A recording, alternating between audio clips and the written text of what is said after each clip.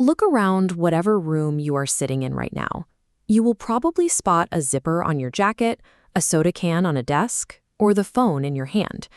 When an object frustrates us, we quickly categorize it as broken technology. But when an object is engineered perfectly, when it does exactly what it is supposed to do without a second thought, it practically disappears from our consciousness. We stop noticing the mechanics entirely and just label it normal. Yet, at one point, every single one of those mundane items was considered a massive technological leap.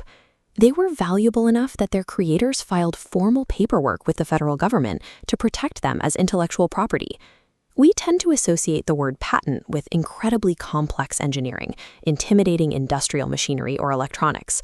But both utility and design patents frequently cover tiny, specific improvements to everyday shapes, closures, and mechanisms. We are blind to some of the most successful engineering in human history precisely because it works flawlessly and blends into our daily lives.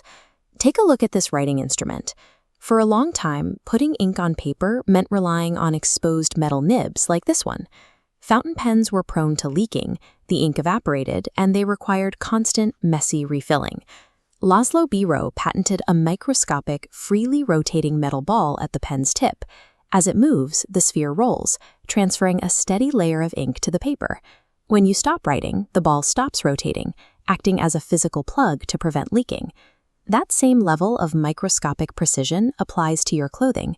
Before 1917, keeping a jacket closed meant fumbling with buttons, hooks, and laces.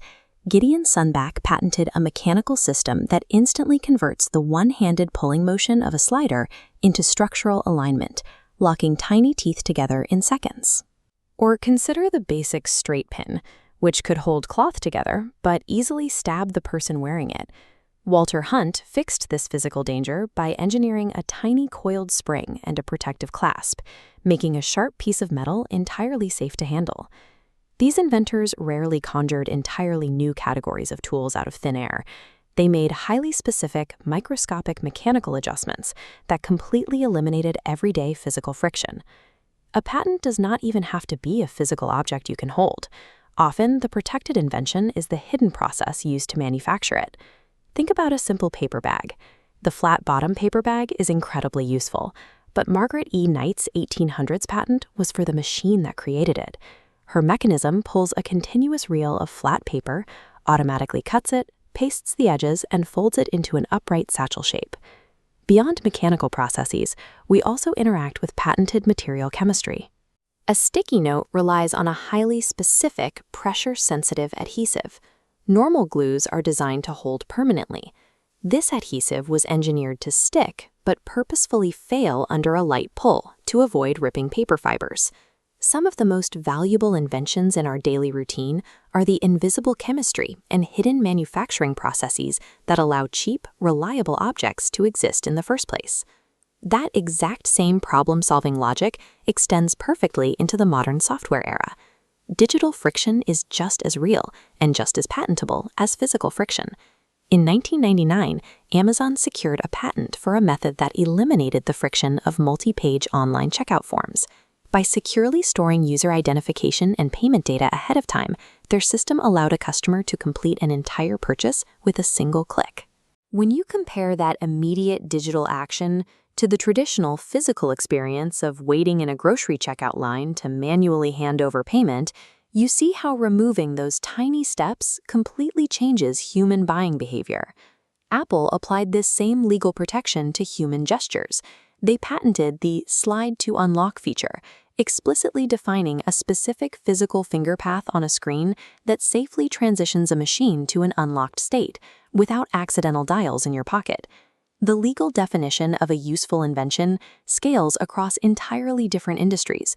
It applies just as heavily to the method of folding a piece of paper as it does to tracking the exact micro-movements of a human finger across a smooth piece of glass.